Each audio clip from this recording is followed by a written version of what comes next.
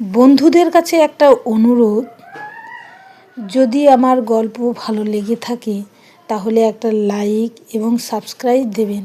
আপনারা পাশে থাকলে খুব উৎসাহ বোধ করি। তাই আজকের গল্প শুরু করছি সমরেশ মজুমদারের রাত বিরেতেই হয়ে থাকে। নিউ ইয়র্ক শহরে গত ২১ বছরে ১২ যেতে হয়েছে কাজকর্মে। শহরের এক প্রান্ত থেকে অন্য প্রান্তে যেতে পাতাল রেলই ব্যবহার করেছি। ভাড়া কম এবং সময়ও বেশি লাগে না। মাঝে মধ্যে বন্ধুদের গাড়িতেও গিয়েছি এখানে ওখানে, কিন্তু গাড়িতে বসে থাকলে রাস্তাঘাট ঠিক চেনা যায় না। তার ফলে আমি নিউ ইয়র্কের জটিল পাতাল রেলপথ চমৎকার চিনে গিয়েছিলাম, কিন্তু উপরের পথঘাট প্রায় অচেনা ছিল। বারবার যেতে যেতে প্রচুর বাংলাদেশের মানুষের সঙ্গে পরিচয় হয়েছিল। দেখলাম তারা আমাকে দাদা হিসেবে গ্রহণ করেছেন। জ্যাকসন হাইটের রাস্তায় অপরিচিত বাংলাদেশের যুবক এগিয়ে এসে জিজ্ঞেস করেন, কেমন আছো দাদা, কবে আসলেন, ভালো লাগছে? এই ডিসেম্বরে একটি বইকে উপলক্ষ করে যেতে হলো নিউ ইয়র্কে। উঠলাম কুইন্সের ইউনিয়ন টার্নপাইক স্টেশনের কাছে একজন বাংলাদেশের মানুষের বাড়িতে। আমার সঙ্গে গিয়েছিলেন কলকাতার তরুণ প্রকাশক গৌতম দাস। পাতাল রেলেই ঘুরছি আমরা। সেদিন কোনো কাজ নেই। গৌতম প্রস্তাব দিল অতলান্তিক সিটিতে যাওয়ার জন্য। নাম শুনেছে খুব। শহরটা নিউ ইয়র্ক থেকে ঘন্টা দুয়েক দূরে। মানহাটনের পোর্ট অথরিটি বাস টার্মিনাল থেকে গ্রে হাউন্ড বাসে উঠে যেতে হয়। আমাদের স্টেশন থেকে পোর্ট অথরিটি পৌঁছাতে মিনিট ৪০ লাগে। আটলান্টিক সিটিকে বলা হয় ক্যাসিনো শহর। বিরাট বিরাট ক্যাসিনোয় প্রতিদিন অনেক লোকজন যায়। রাস্তাঘাট শুনশান, কিন্তু ক্যাসিনোতে ভিড় উপচে পড়ছে। গোটা তিনেক ক্যাসিনো ঘুরে দেখে গৌতম আর আমি ঢুকলাম সিজার ক্যাসিনোয়। দুটো বড় ফুটবল মাঠ, এক হলে যে জায়গা দাঁড়ায় তাই জুড়ে স্লট মেশিন। টুরিস্টরা তার সামনে বসে বোতাম টিপছে। ৫ সেন্ট থেকে $১০০ একেবারে ফেলা যায় মেশিনে। ভাগ্যে থাকলে $১০,০০০ও পাওয়া যায়। আমরা দুজনে দুটো মেশিনের সামনে বসলাম। ২৫ সেন্টের মেশিন। ১ ঘন্টা খোলার পর দেখা গেল আমি $২ হারছি আর গৌতম $১ জিতছে। গৌতম বলল, ধুত, এতে পোষাচ্ছে না, চলুন $১ মেশিনে বসি। বিদেশে গেলে বৈদেশিক মুদ্রা আমাদের পকেটে বেশি থাকে না। আমাদের ৪৫ টাকা দিয়ে আমেরিকার $১ কিনতে হয়। তাই ও দেশে গিয়ে খরচ করি বেশ হিসেব করে।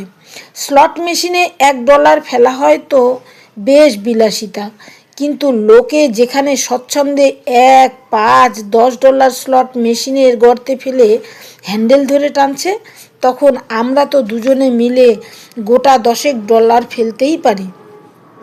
প্রতিটি স্লট মেশিনের সামনে একটা টুল থাকে। তাতে বসে গর্তে ডলার ফেলে হ্যান্ডেল ধরে টানলে মেশিনের রোলার ঘুরতে থাকে। ঘুরতে ঘুরতে যখন স্থির হয় তখন ছবি ভেসে ওঠে। সেই ছবিগুলো নানা ধরনের। ৩টে ছবি এক হলেই $1 পাওয়া যায়। বিভিন্ন ধরনের ছবি, যেমন ডলারের পরিমাণ সামনেই লেখা থাকে।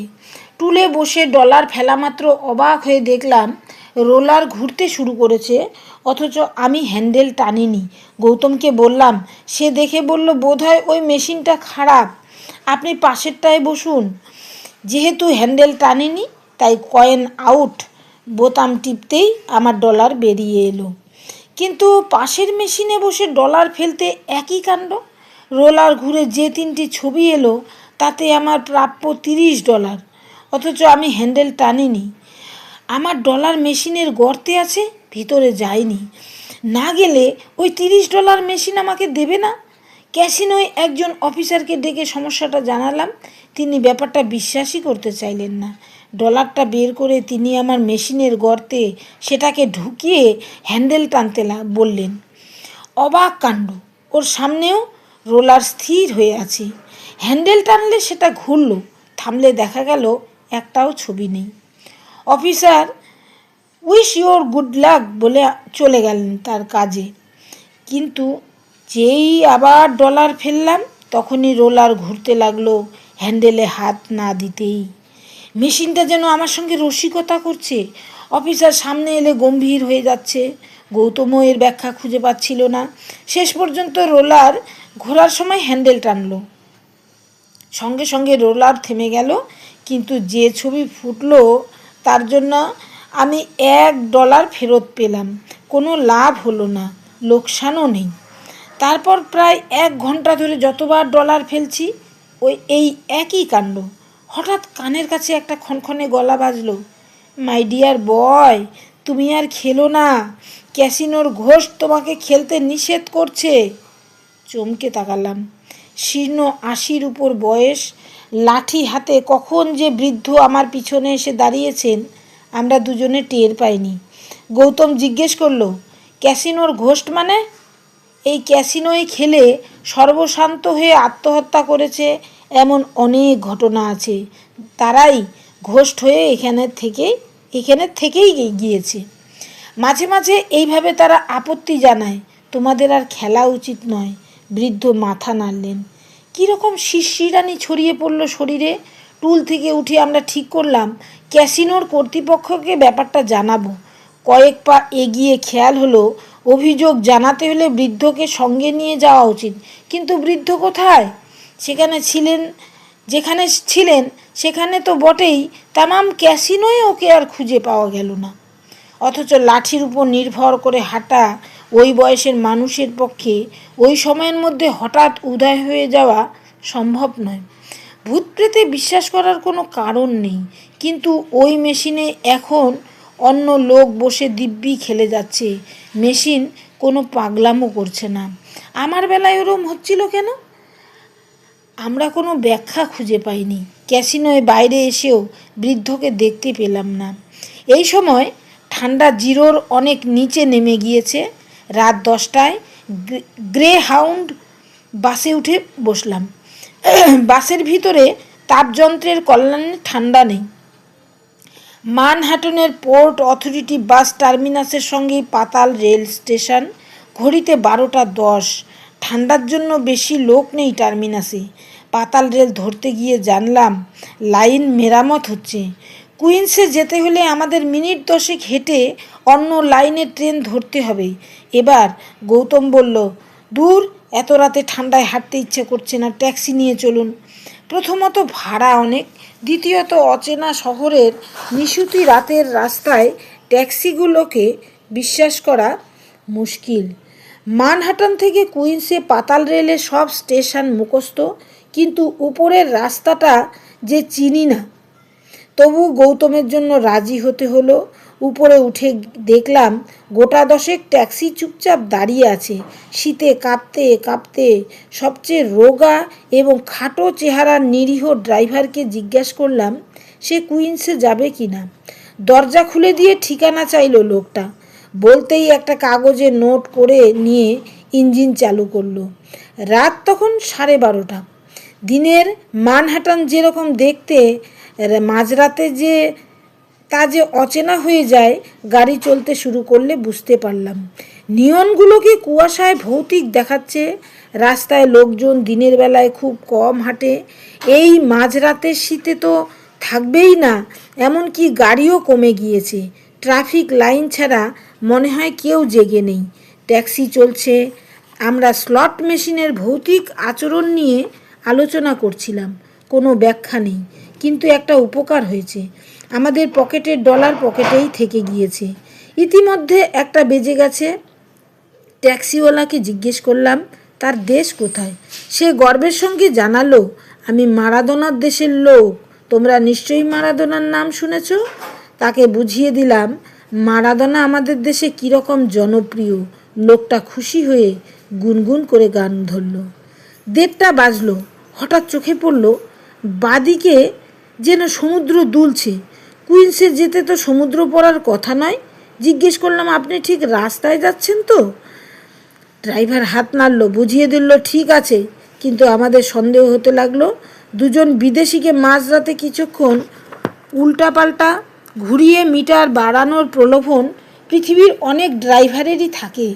ইনিও সেই কর্ম করছেন নাকি? রাত যখন 2টো তখন একটা জঙ্গলে তখন একটা জঙ্গলের জায়গায় গিয়ে ট্যাক্সি দাঁড়ালো। এবার ভয় হলো আমাদের, লোকটার পরিচিত গুন্ডা যদি আশেপাশে থাকে তাহলে পকেটে যা আছে তাকে দিয়ে দিতে হবে। গৌতম খুব রেগে গিয়ে জিজ্ঞেস করলো, এখানে এসেছো কেন? লোকটা বিড়বিড় করলো, আমার দোষ, আমার দোষ, আমি পথ হারিয়েছি। সর্বনাশ, বলে কি? বললাম, তুমি তোমার ট্যাক্সি সেন্টারে ফোন করে জেনে নিচ্ছ না কেন কোন পথে যাবে? আমি তো সেন্টারের মেম্বার নই, বেশি খরচ পড়ে তাই। ও, তাহলে পুলিশকে ফোন করো। প্লিজ স্যার, পুলিশকে ফোন করতে বলবেন না। ওরা যদি শোনে ট্যাক্সি ড্রাইভার হয়েও আমি রাস্তা চিনি না, তাহলে লাইসেন্স কেড়ে নেবে। না খেয়ে মরবো আমি, করুণ গলায় বলল সে। বাহ, চমৎকার, তুমি কি চাইছো? তোমরা আমাকে একটু সাহায্য করো প্লিজ। বলতে বলতে একটা ম্যাপ বের করলো সে, নিউ ইয়র্ক শহরের ম্যাপ। আলো জেলে সামনে ধরলো ম্যাপটা। তোমরা কোথায় যাবে?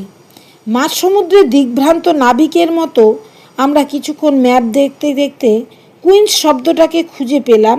দেখা গেল কুইন্সের বিপরীত দিকে আমরা চলে এসেছি। রাত যখন 2:30 তখন আমরা কুইন্সে ঢুকেছি, কিন্তু ইউনিয়ন টার্নপাইক কোথায় বুঝতে পারছি না। ওটা নাকি মেট্রোর ম্যাপে পাওয়া যাবে। শেষ পর্যন্ত লোকটা বলল, আমি একটা কথা বলি স্যার, রাস্তায় লোকজন দূরের কথা, একটা ইঁদুর পর্যন্ত নেই। এভাবে না ঘুরে আমরা এখানে দাঁড়াই। আপনারা কষ্ট করে একটু ঘুমিয়ে নিন, সকাল হলে ঠিক পৌঁছে দেব আমি। গাড়ি দাঁড় করালো সে। ওরকম কুয়াশা আমি কখনো দেখিনি। রাস্তার আলো এখন ঝাপসা। ট্যাক্সির পিছনের সিটে বাকি রাতটা কাটাতে হবে। এই ঠান্ডায় কি ছিনতাইবাজ বা গুন্ডারা রাস্তায় ঘুরবে? নিউ ইয়র্কের রাস্তায় কুকুর ঘোরে না, ইঁদুরগুলোর দেখা পাওয়া যাচ্ছে না। গৌতম বলল, আমি ট্যাক্সির কথা না বললে এরকম হতো না।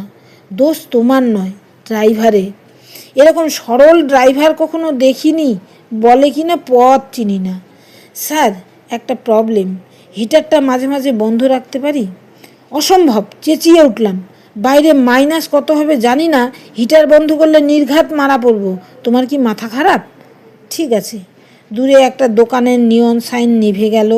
তারপরেই লোকটাকে চোখে পড়ল ঝাপসা, পা থেকে মাথা পর্যন্ত গরম কাপড়ে মুড়ে হনহনিয়ে হাঁটছে। গৌতম যেন দূরে দ্বীপ দেখতে পেয়েছে, এমনভাবে চিৎকার করে ডাকলো লোকটাকে। তারপর বুঝতে পারল বন্ধ জানালার বাইরে আওয়াজ যাচ্ছে না। সে জানলা নামিয়ে চিৎকার করলো, hello sir, hello, please come here, help us. ততক্ষণে বাইরের ঠান্ডা হুড়মুড়িয়ে ঢুকে আমাদের কাঁপিয়ে দিল। লোকটা প্রথমে সন্দেহের চোখে তাকালো, তারপর এগিয়ে এলো কয়েক পা। কি ব্যাপার? ইংরেজিতে প্রশ্নের উত্তর গৌতম দিল ইংরেজিতেই। আমরা রাস্তা হারিয়ে ফেলেছি। লোকটা আরেক পা এগিয়ে গেল, ওর মুখ মাংকি ক্যাপে ঢাকা। আমার দিকে তাকিয়ে লোকটি গলার স্বর বদলে বলল, আরে আপনি এত রাতে এখানে? প্রশ্ন এলো বাংলায়। বুঝলাম লোকটা নির্ঘাত অন্য কারো সঙ্গে আমাকে গুলিয়ে ফেলেছে। বললাম, রাস্তা না চিনে ড্রাইভার ঘন্টার পর ঘন্টা পাক দিচ্ছে। কোথায় যাবেন? ঠিকানা বলতেই লোকটা ড্রাইভারকে ইংরেজিতে বলল, এখান থেকে মিনিট 10 পথ। আচ্ছা, আমি কি তোমাদের পাশে বসতে পারি? অবশ্যই। ড্রাইভার যেন বেঁচে গেল। গৌতম জিজ্ঞেস করলো, আপনি কোথায় যাচ্ছিলেন? বাসায়, কাজ শেষ হলো টিউব ধরতাম আমাদের জন্য। ছি ছি, এ কি বলছেন? দাদার কামে লাগতে পারলাম, এ আমার সৌভাগ্য। কত বই পড়ছি ওর।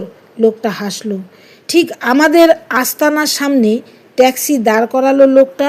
মিটারে তখন $250 ফুটে উঠেছে, কিন্তু ড্রাইভার আমাদের কাছ থেকে $30 বেশি নিল না। ট্যাক্সি থেকে নেমে ঘুমন্ত বাড়ির বেল টিপছি, কেউ উঠছে না। ড্রাইভার নেমে এসে জিজ্ঞেস করলো, এই বাড়ির ফোন নাম্বার কত? সে মোবাইল বের করলো। ফোন নাম্বার বলতে সে বোতাম টিপলো, তারপর সেটটা আমার হাতে দিল। বন্ধুর ঘুম জড়ানো গলা পেয়ে বললাম, সরি, তোমাকে বিরক্ত করছি, আমরা এসে গিয়েছি। মোবাইলটা ফেরত দিয়ে ড্রাইভার ট্যাক্সির কাছে গিয়ে চারপাশে তাকিয়ে বলল, আরে ওই লোকটা গেল কোথায়? আমরাও খুঁজলাম কুয়াশা চারপাশে, কোথাও মানুষটার চিহ্ন নেই। ভাবলাম প্রাকৃতিক প্রয়োজনে আশেপাশে যেতে পারে, কিন্তু ডাকাডাকিতেও তো সাড়া দেবে। বন্ধু দরজা খুলে সব শুনে বলল, তোমরা ভাগ্যবান। কয়েকদিন আগে একজন বাংলাদেশের মানুষ মাঝরাতে কাজ থেকে বাড়ি ফেরার পথে খুন হয়েছে। হয়তো সে তোমার বই পড়তো। এসো, ভেতরে এসো। আমরা ভিতরে ঢুকলাম। সেই ট্যাক্সি চালকও। দিনের আলো না ফুটলে সে কিছুতেই ট্যাক্সি চালাবে না। কাঁপতে কাঁপতে বলল, প্লিজ স্যার, রাতটা থাকতে দিন। আমি তখন বলিনি। লোকটার শরীর থেকে বিশ্রী একটা পচা গন্ধ বের হচ্ছিল। ধন্যবাদ।